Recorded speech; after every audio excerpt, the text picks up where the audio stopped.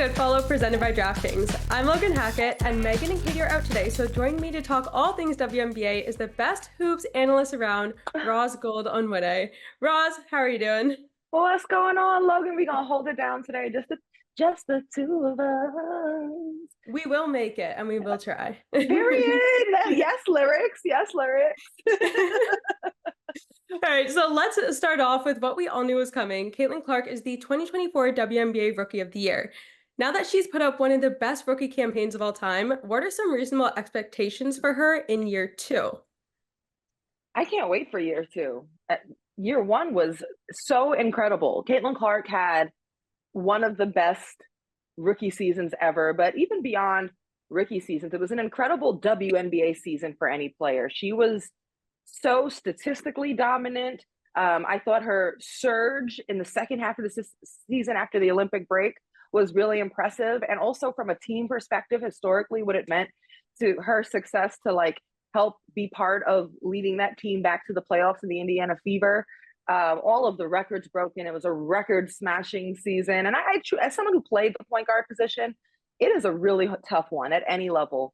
And the amount of scrutiny that she was under and the amount of responsibility that she had for the team, it was really impressive. And, I feel like, you always have to point out too how great, especially in the second half of the season, that players like Aaliyah Boston and Kelsey Mitchell were, and even role players like Lexi Hull were, and just the overall, growth of that young team. So year two is going to be really big. So I didn't even get to say, I did all that. Let me say what I'm excited about for year two. Logan, for year two for Caitlin Clark, I'm very excited about her adding a floater. I'm excited about her decreasing the turnovers, and I'm excited about her getting stronger.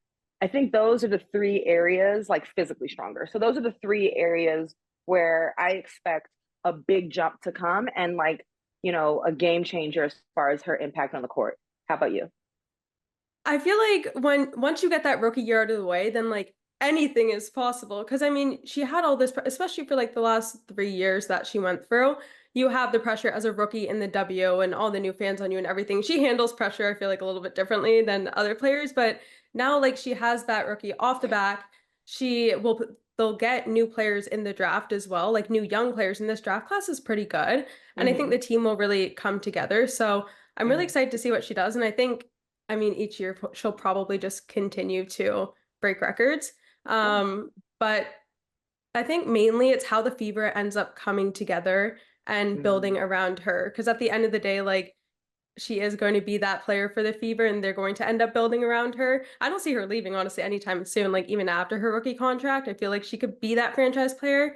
So just starting to cement that, honestly.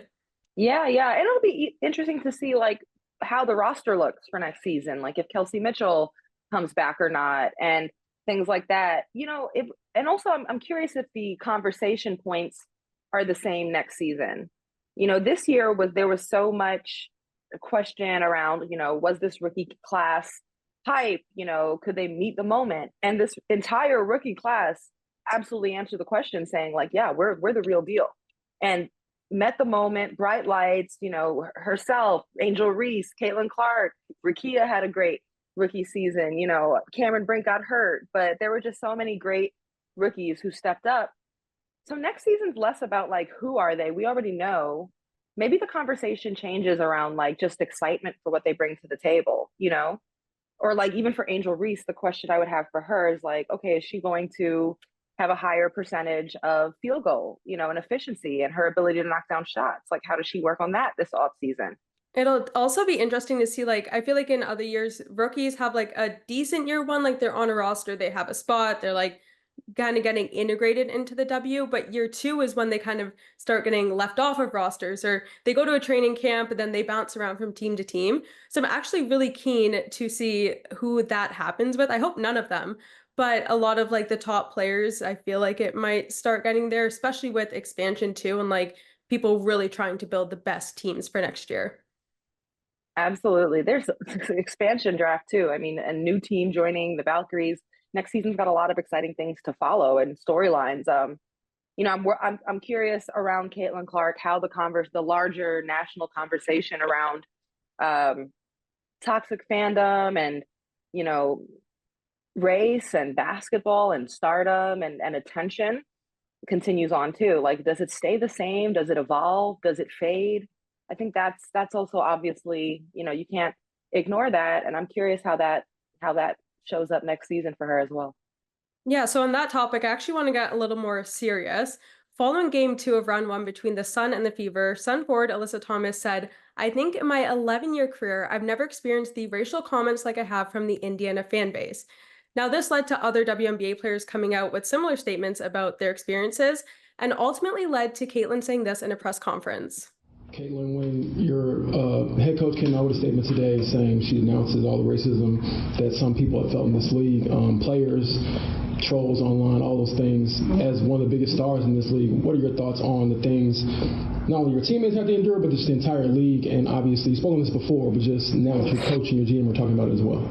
Yeah, it's definitely upsetting. I don't think nobody in our league should be facing any sort of racism, hurtful, disrespectful, hateful comments and threats. Those aren't fans, those are trolls, and it's a real disservice to the people in our league, the organization, the WNBA. So I have a ton of thoughts on this, but where should we even start? Is there anywhere that you want to start? Um, well, how do you think Caitlin has handled answering questions like this around race tension and fandom? I think the way that she's answering them is honestly pretty good, like especially with all the pressure on her. But a part of me doesn't like, or not doesn't like, but wishes that it wasn't only through press conferences, especially because a lot of the people who are saying these things and sending hate to all of these players, their feeds, especially on Twitter and stuff, aren't curated to see Indiana Fever press conferences, or if they play the Chicago Sky, like Chicago Sky reporters and that stuff like that. So they're not seeing this content of her being like, I don't want you to send hate, like I don't stand up for this. It's almost like she needs to make a statement, not saying that she needs to, but these type of people are somebody who are only going to listen to somebody that they respect. And they don't respect any of the players who are advocating for them clearly. So I don't know, it's such a hard position to be in for her and like to kind of navigate where to go. But what do you think? Yeah, I think you make a great point, Logan. And I think that Caitlin has not had a proactive approach around toxic fandom and what's appropriate for or something that she celebrates or likes to see in her fan base, or being proactive against any type of hateful discourse around WNBA and its players. However, when she's been prompted, she has spoken very clearly on those matters and has taken a strong stance that none of that is acceptable. She doesn't back it, she is against it, and denounced it. So I think, this is where she has agency in how loud of an advocate she wants to be, how loud of an ally she wants to be for her fellow WNBA players, for her teammates, players, women that she's sharing the locker room, blood, sweat, and tears with. And, for the most part, our majority Black women, a number of people identify as LGBTQ. It's her choice, how she wants to participate as someone who's willing to say, I am them and they are me. And anything nasty is unacceptable. Anything hateful is unacceptable. And to do that on her own. And, that's hard. And I'm not sure it's fair to say that she has to, or that she needed to be ready this season. Perhaps we would have liked to see her prepared for that. But one, she has the agency to choose to participate in that way. Two, I think there is reasonable grace to be given to a player who, a lot of this is moving so fast, like straight from a college season that was electric, right into the WNBA season that's been electric, and in a level of attention that has really never been seen before for a women's basketball player and for many athletes. And for us to expect a 22-year-old to have the right words to address racial tensions in America, or to have even the right strategy or comprehension of her role in it or her power in it, or how her lack of participation could be viewed. I mean, that takes a level of education and time to reflect. I mean, I think she needs time to reflect on her college season, on this WNBA season. So I would love to see, in this off season, her have the grace for reflection, for education, to make her own decisions. And then I actually think this is such a big platform that she has. We're talking like millions of people tune in to watch Caitlin Clark play. I think she needs a team of experienced people to help her devise a strategy that works for her. Not everybody is great at the podium or educated or going to be fascinating in these types of topics. The girl is a great passer. She shoots the three from the logo, but that don't mean that she's some motivational speaker or some high level, leader of the world. That may not be where she's great. So I think I'll be interested in seeing how Caitlin uses this offseason to reflect, to get education, and to devise perhaps some strategy, and then see how she responds in this offseason and next season as far as, deciding how she wants to, if and how she wants to participate as a vocal, advocate or ally towards, hateful speech. But for now, she has stepped up when asked to denounce anything hateful. The only thing is she hasn't been proactive.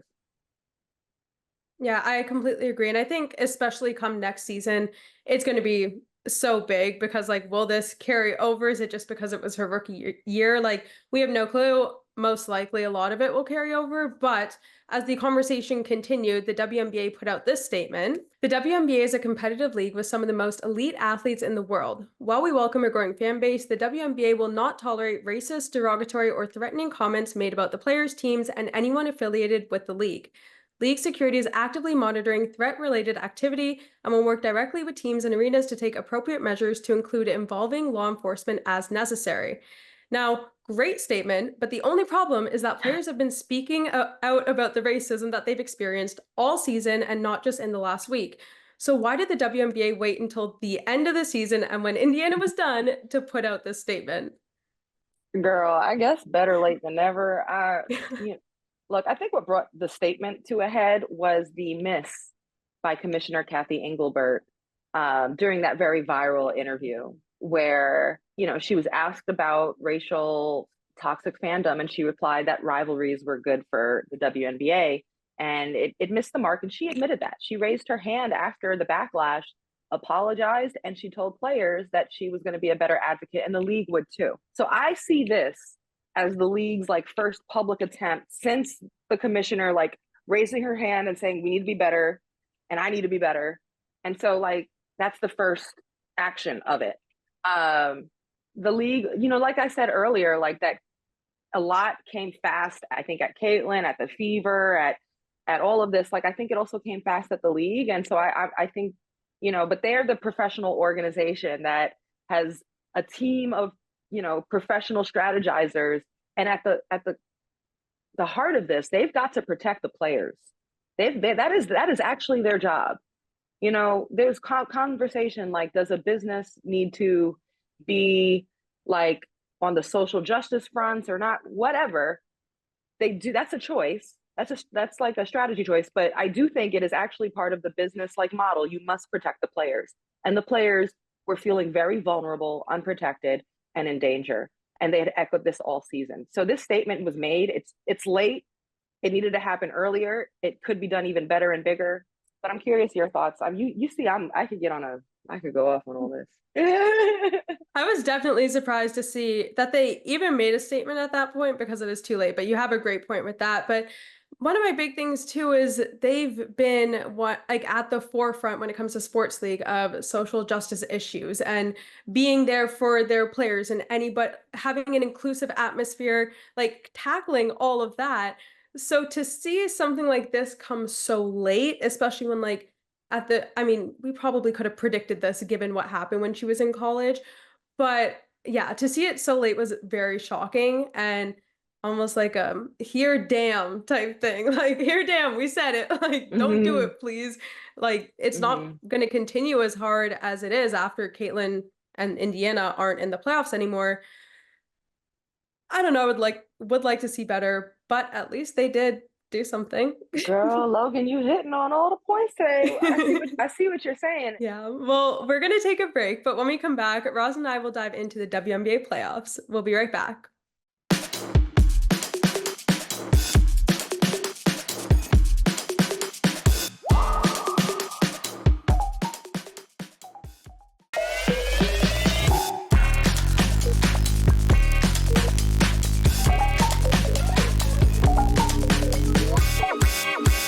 Welcome back to Good Follow. It's time to talk playoffs, starting with the Liberty and the Aces. Spike Lee was at game 1, and Sabrina Ionescu had this to say about it. Spike Lee gave me a high five. I thought that. I thought As I was going to take the ball out of bounds, and I felt like New York was just like injected into my veins. At that moment, I was like, he was like Spider-Woman or something. We're winning this. Like, yeah. Spike Lee has long been associated as a Knicks superfan, and he's now just as involved with the Liberty. You've been following the WNBA for a very long time, so does this feel like a turning point? I think it's major. I'm also a New Yorker. Spike Lee is New York City basketball. And it's funny. I was laughing. I'm watching him in the semifinals, jumping up and down that sideline. I'm like, damn, you'd have thought Spike was here all season the way he cutting up. But it's about the authenticity of his support of anything New York.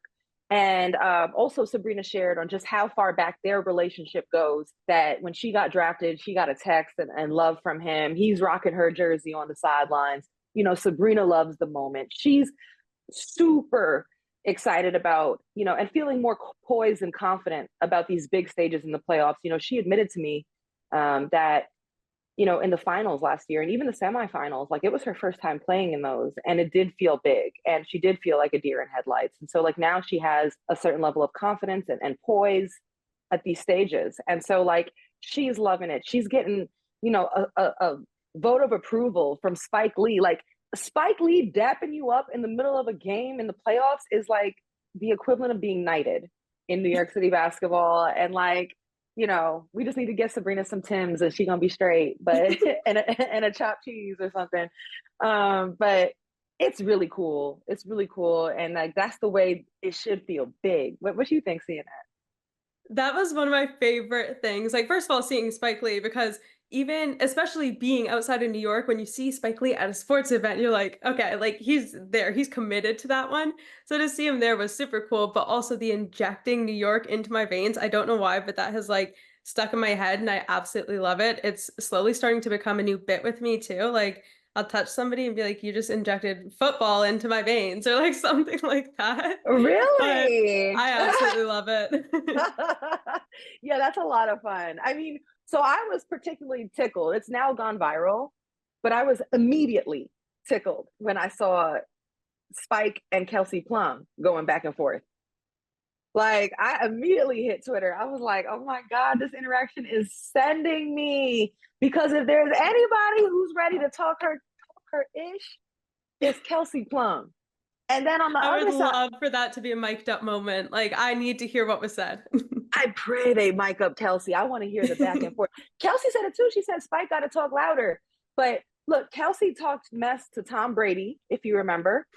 Kelsey will talk mess to the cameraman. Like she's always fine. Somehow Kelsey will find the camera. I don't know if she does a track before the ball comes inbound, but she will find that camera. When I've done broadcasts, Kelsey's talking mess to us on the broadcast booth. Like she's like, I don't even know what she's saying. And now she's talking mess to Spike. He found his match. He found his foil. Let's say this was a matchup. I couldn't even think of another player on another team that would respond in a juicy enough way like Kelsey would. Like he picked the right one in Kelsey. They're gonna go back and forth. He better be careful about poking that bear though. Careful about poking that bear. What you think? No, absolutely right one. I love the trash talk too. Like, and I feel like there's nobody really on the physical New York team that could really go at it like toe for toe with Kelsey. So I mean, Spike Lee, he's right there. He's going to be the one. I really hope like when they go back to Vegas that he just makes the trip. Like I would love to see that. But we're taping this ahead of game 2. Oh, that's so true. I want to know, with the game that we've seen, what stood out to you the most with each team? Okay, so I mean, I got all sorts of notes on the matchups. I'll say this: for the Liberty Aces matchup, on the Liberty side, in the post-game interview, Brianna Stewart was asked the question, and like what stood out to me, she looked right at, I think it was Holly, but whoever was interviewing, and she was like, "We're hungry."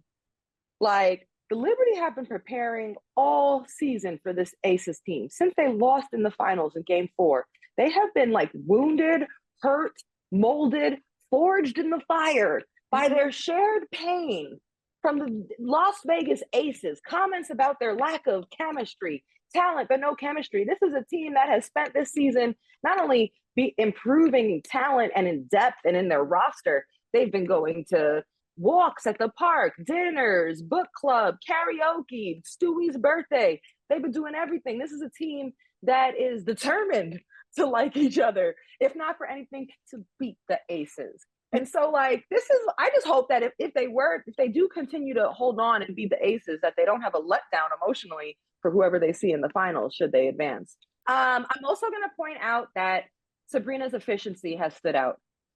In the first round, she shot the ball. I mean, in 3 games, I have the numbers here. Sabrina has shot 53% from the field, averaging 24.6 points per game. So she's averaging about 25 points per game, shooting above 50% from the field. This is big because out of the Olympic break, she struggled with her efficiency. She's also getting back to the rim.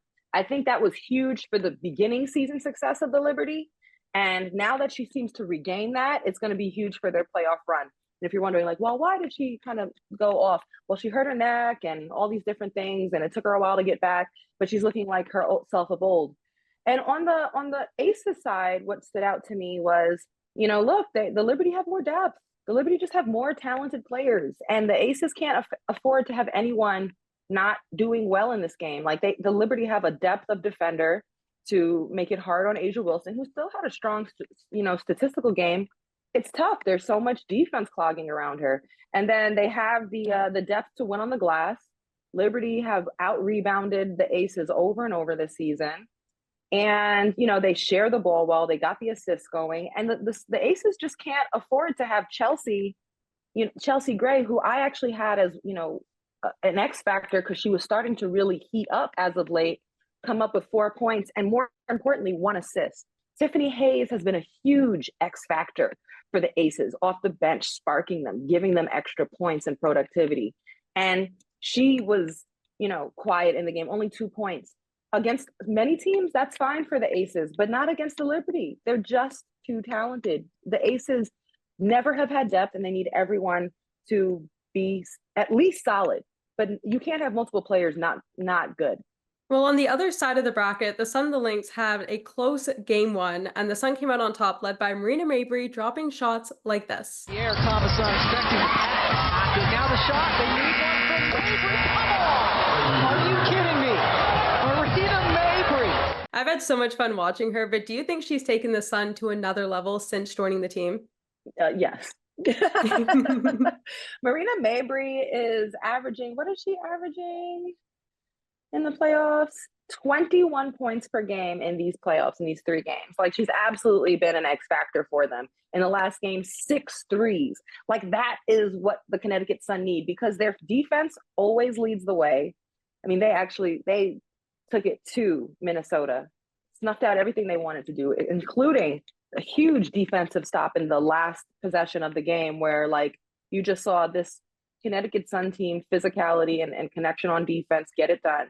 They've always missed something a little bit on the offensive end, and Marina Mabrey is injecting offense into their veins, as you like to say, and has been incredible. And not just like that, she's out there just hunting threes. Like, she's got that dog in her that fits, like, with Connecticut. She's got the right demeanor, and she's where she wanted to be. Like, she wanted to be on a team that was competing for a championship, and here she is in Connecticut and doing just that, So we have Mabrey as the difference maker for the Sun, but who do you think the difference maker is going to be for the Lynx to get them to the finals? Okay, so I've actually made a list of some X factors for the Lynx. I think physicality and toughness as a response for the Lynx is going to be key. The Connecticut Sun defense was able to basically snuff out all the things that they do well, and they punched at them. The Lynx have to respond right now, and they were held to 5 threes. This is a team that's one of the best 3-point shooting teams, one of the best assist-making, sharing the balls teams. They had scored 100 points Plus, in both games in the first round, they were held to 70 against Connecticut. So they've got to respond in that way. I don't expect them to hit just 5 threes next game. I think 3-point shooting is going to be an X factor, creating easier ones for one another and then making it and knocking it down. Because that's been a huge part or ingredient to their recipe for success all season. And then my other, kind of X factor or, key for the Lynx, when Nafisa Collier was dropping 40 points in the first round, they had her in a lot of action setting screens. What I found that was brilliant in those games was her brilliance reading the screen and making the right read. So so it's the movement without the ball after she sets the screen. Does she roll? Does she pop out? All of those things. It was just a quick read and her teammates found her. And then she's just so skilled, she was able to then score it. So finding sets like that make it harder on the defense and also allow Fee to be in situations where she can catch the ball on the move versus stagnant against their really set up, tough physical defense. I've been wanting to see Minnesota do well, but now with the way that Fee is playing and just her as a person like off the court, oh my gosh, I would love nothing more than just to like see her have everything that she deserves. But by the time we tape next week, the finals are going to be set. So I really quickly want to hear one very last prediction from you. Which 2 teams will be playing for the championship? I'm sticking with the teams that I picked last time. Nothing's changed. I think it's a little bit of an uphill battle, but I expect the Lynx to respond. And I think they will beat the Connecticut Sun. And I think the Liberty are going to beat the Aces. And I think it'll be the Aces and the Lynx. And the Lynx have been a tough matchup for the Liberty. So I think we'll have a spicy finals as well. But that's my prediction.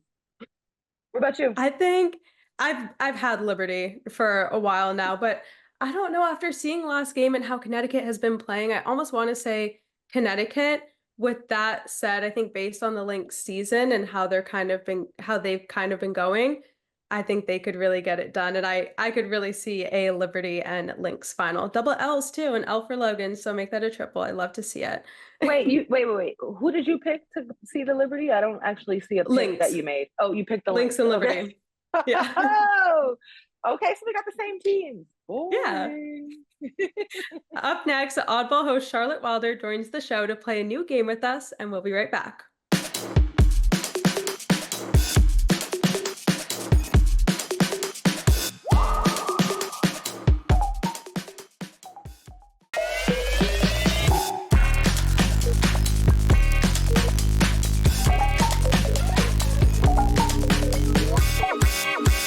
Welcome back to Good Follow. Joining us now is Charlotte Wilder.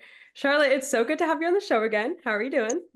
I'm great. I'm so thrilled to be back here. Last time I was like, we have to do this more. And here we are. It's a beautiful thing. Are y'all ready to play a new game that we have? Yes, let's go. All right. So celebrities and athletes have been reacting online to the "Can you sign this" trend, where they're asked to sign old pictures of themselves. I personally love it, both the reaction from the athletes and just the picture itself. But the Mercury decided to join in and recently put this out. Do you mind signing this for us real quick? Signing? Yeah. Oh, what is it? You can just sign it for us.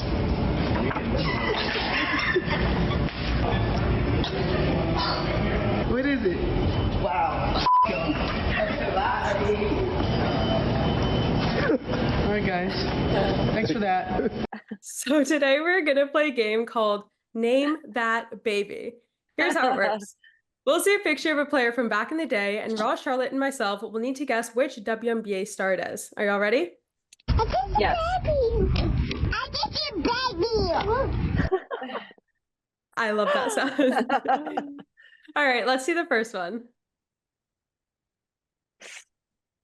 Oh, man. Are these all WNBA players? Yeah. Okay, she's got an amazing lace collar and a beautiful pink bow in her hair. Whoever dressed her did an incredible job. I might need my glasses for this game. I'm gonna have to go over. The face looks really familiar. Like I know that face, but I don't. How tall is the baby? Great question. Great question, Roz.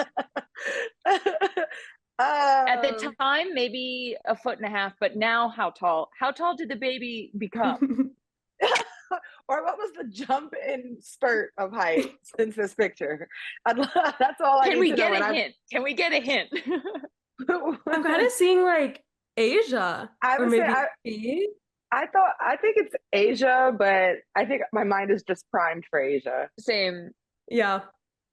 Maybe we just go with Asia. Let's do it. Okay. So our final answer. Oh my gosh. Whoa. Our final apostrophe answer. Yes.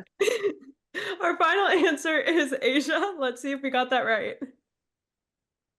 Oh, Hey! Yay! What a cute baby she was. Oh my the God. MVB, most valuable baby. Okay, and I'll see myself out. No, Goodbye, everyone. Yeah, bye, Raj. Thank you for playing. No, come back. We need you. So we got that right. Let's see what the next one is.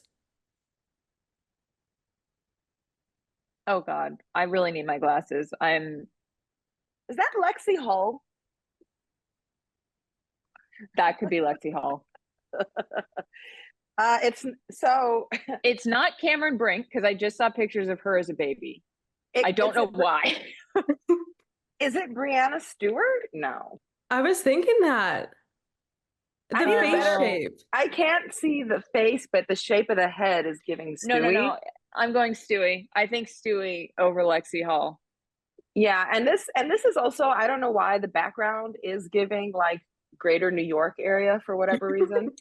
So, no, it is the lush grass. She also, it has the intensity behind the eyes where like when Stewie looks at you and you think she's gonna end you because she probably is if you're on a basketball court. If there's one thing I've always been able to identify in a child and baby, is if they're a winner or not, and that baby's a winner, and I can tell that baby might have won a national championship all 4 years. It's possible. In a past life, that baby was a winner. All right, so our final answer is Stewie. Let's see if we got that right. Whoa, yes, we are crushing it. This is really good. This is awesome. I also, fun fact, I saw Stewie and her wife on the street yesterday and got very excited. Did you say hello or did you just let them be? I really wasn't sure what was going to happen when I walked by her because we were passing each other and I just found myself saying, great game, because it was after her. Which like, anyway, not my finest moment. She was like, thank you. And I was like, you're welcome. Yeah, you're welcome. Anyway, like stopping her and like beginning to cry. You're like, I know. I'm like, oh my God. Yeah. No, it was Brooklyn though, so I was like, well, that feels right. Alrighty, so let's move on to the third baby. Which player is this? Caitlin Clark. Oh my God, guys, come on. That is so I feel like I've seen this before. So cute. Yeah, absolutely. Same ponytail, for sure. That's Caitlin. No questions about it. No question. All right, should we just move on to the fourth? Because I feel like there we go. Yeah, that was like a little helpful one too. You know who else? Right answers. You know who else always looked like herself even as a child? I don't know if you could find a picture. Sue Bird has looked like Sue Bird her whole life. Oh. Yes. Sue Bird has had the same face. Yeah. And what a lovely face. Yeah. All right, let's check out the next baby. Who is the baby going to be? Is that Nafisa Collier? I can't see well. I think I could agree with that. Well, the cheeks. Well, is it in the nose? My internet connection, as you can tell, I'm in a hotel room. This picture is like blurry, but I think. I also don't have my glasses on, which I should have put on before we play this game. But should we go with that and see if? Well, do you have another guess though, or no, I don't. Okay, maybe. Did this baby go on to be a defensive player of the year? Can I get that as a hint? Hold on, let me see. Did this baby go on to win defensive player of the year? I think we have a hint from the producer. Say guess. Maybe it's not Fee. No, okay, keep guessing. Okay, keep guessing. Is okay. Is that Alyssa Thomas? No, that's not Alyssa Thomas. Who is this? Is this Kayla McBride? No, that's not Kayla McBride. She my is bad, my bad. very tall, is our hint. She is very exclamation on the very. Oh, I have it. Is it oh my God, this is killing me. I know. Is it a player in the playoffs right now? Or is she on the Liberty? Well, no, I don't. Oh, No. you mean no, not on the Liberty? No. It's not Azare. Like, I'm like, who is this? Who is this child? We might just have to settle for a wrong one. No! Who is No, give us a hint. Give us a hint. Can you at least tell us what team she's on, producers? I'm gonna be mad too because I know that nose. Who this pretty baby? She's adorable. It's like the whole makeup of the face. See Right. it? Mercury. Oh, Brittany Mercury. Griner! Brittany Griner! I knew it. Well, I didn't know it. I have to say, I actually Brittany Griner looks maybe the least like her baby picture so far. But also, I might just really not have my glasses on. I see it. Now that I know it's Brittany, I see it. Also, the picture on my computer screen is very blurry, so it's like hard to tell. But like, I absolutely see it. Yeah, we now. get a pass on that. Yeah. Oh yeah, BG. All right, let's see the next photo. Ooh, which photo is Diana that? Is that? Oh, I saw a little bit of Teresa Plaisance in there. I like that. You see what I mean? Though. I don't know. Absolutely. Yeah, that's DT. That's DT. DT. Come on, that's the goat. She looks great. I love that outfit. That is a sick jersey she has on and an amazing backwards hat, unless I once again am not seeing correctly. That's a backwards hat, right? I only see a bang, but all right. Well, we've established that I'm blind, and that these players were very cute. Yes, Chino's finest right there. Oh my God, I know that little kitty face anywhere. All right, we have our very last player. Which player is this? Oh my gosh, very cute. Oh, I know exactly who it is, but I'll give you guys a chance to answer. I know exactly who it is. I see the face. I have the whole vision. Because I feel like I've ruined a few of these for y'all. No, it's very helpful because this feels so obvious, but I'm just not, you know what I mean? Jackie Young? No, but in letter-wise, you're there.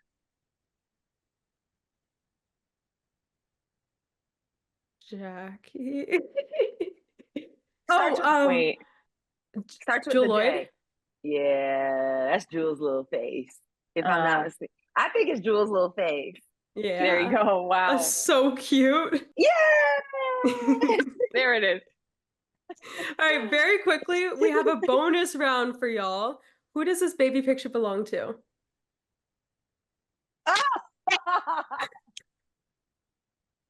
It's like a troublemaker. Wait.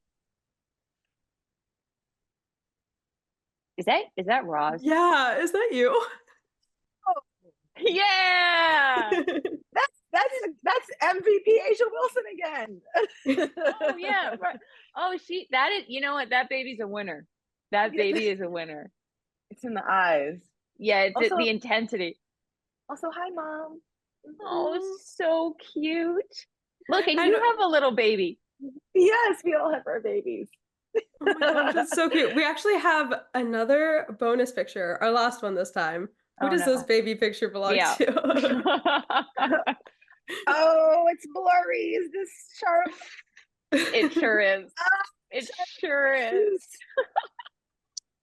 That was the Lincoln Thunderhawks, I will have you know. And yes, we did name ourselves. Charlotte, if there's one thing I know, that baby has killer instinct. That baby, don't mess with that baby, Ros. No, not at all. Thank you. Yeah, no, she grew up to. Yeah, we don't have Logan. Where's Logan's baby? Or is it because she's too young and still a baby? Yeah, maybe. Actually, a while ago, I went to my Facebook and I privated everything so nobody could see that, like if they looked me up. But maybe that was it. But that's it for our game of Name That Baby. I love it. Okay, let's play this again sometime. It's your baby. And now for a little shout out. Charlotte is the co-creator of a new podcast called The Sports Gossip Show, which she herself describes as if ESPN and Bravo had a baby. I'm absolutely here for it already. So Charlotte, what is the hottest, juiciest off the field goss? Spill the tea. What's the latest scuttlebutt? Oh my gosh. Well, so here's the thing. We are waiting. We need people to send us tips. I'm doing this with Madeline Hill, who has the Sports Gossip newsletter, Impersonal Foul. She's the best, and we're having so much fun.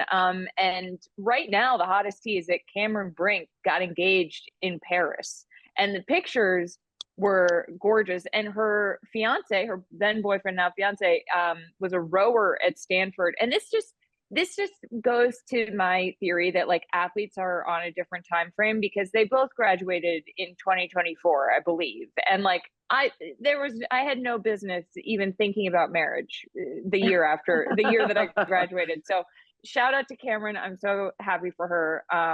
And that's the kind of thing that you can expect from the Sports Gossip Show. Thank you, Logan. Yeah. Well, Charlotte, thank you so much for joining us again. I cannot wait to watch your show, and it's always great to have you on. Always a pleasure. Congrats, Charlotte. Coming up, I reveal my DraftKings pick of the week and share my latest good follow. We'll be right back.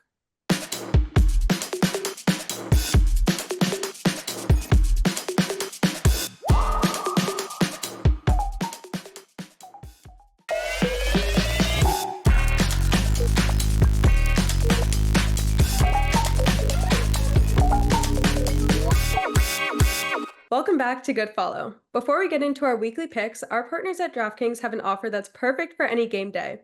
Right now, new customers who bet $5 will instantly get $250 in bonus bets. Download the DraftKings Sportsbook app and sign up using promo code GOODFOLLOW. That's $250 in bonus bets to spend on parlays, live betting, or picking straight-up winners after betting just $5.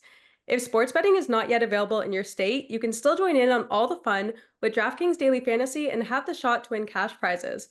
Again, download the DraftKings Sportsbook app now and use promo code GOODFOLLOW for $250 in bonus bets instantly after betting just $5 only at DraftKings Sportsbook. Okay, now it's time for this week's DraftKings Sportsbook's picks. Get ready for another thrilling weekend of NWSL action. This Sunday, we have an epic showdown as the top-ranked Orlando Pride face off against the second-ranked Washington Spirit.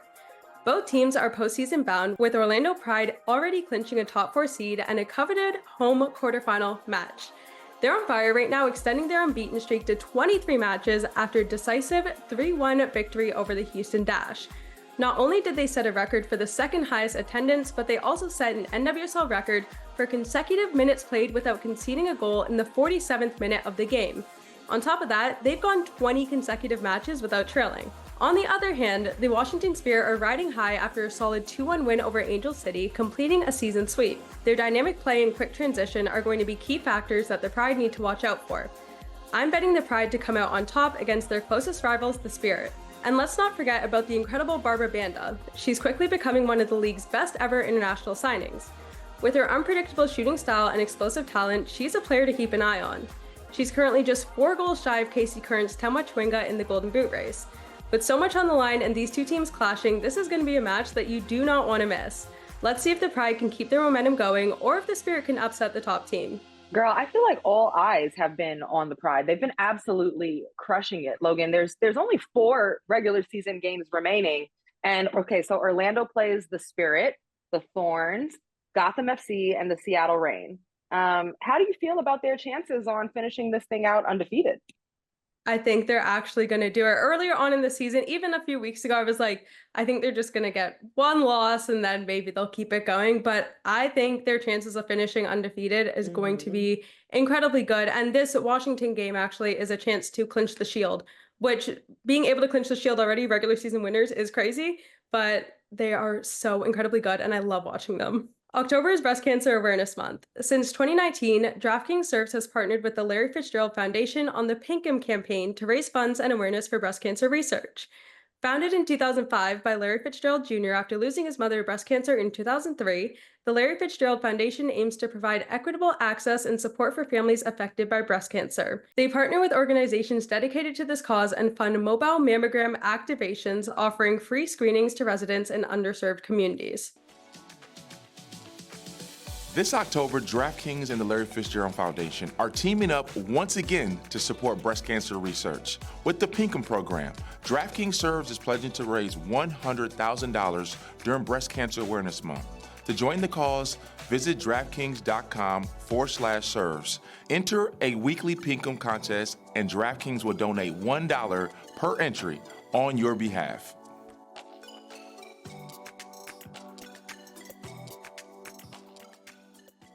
DraftKings and the Larry Fitzgerald Foundation are committed to supporting breast cancer research and raising awareness. Join us in helping them give back. Enter DraftKings weekly free-to-play pools for NFL weeks 5 through 9, and they will donate $1 for every free entry up to $20,000 weekly. The foundation of the show is that communities get built one good follow at a time. Each week, one of us will highlight a person, page, or brand as the good follow of the week, and this week is my turn. My good follow of the week is Kristen Juszczyk, aka @KristenJuszczyk on IG and TikTok. She is a clothing designer / maker and takes jerseys and other pieces to make sick clothing. Her husband is on the 49ers, and she started making these clothing pieces to wear to the game, and then it evolved to making pieces for wags like Taylor Swift, Ayesha Curry, and even athletes like Caitlin Clark. Check this out. Marshall, here comes Clark. How will she go for history?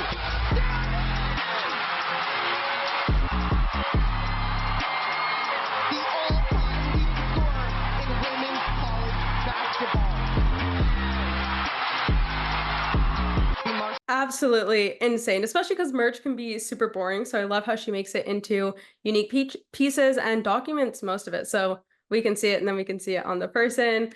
And honestly, it would be me as a wag, because if I was a wag, I'd just be so extra and need to have something that nobody else has. So I mean, what better than to custom make it?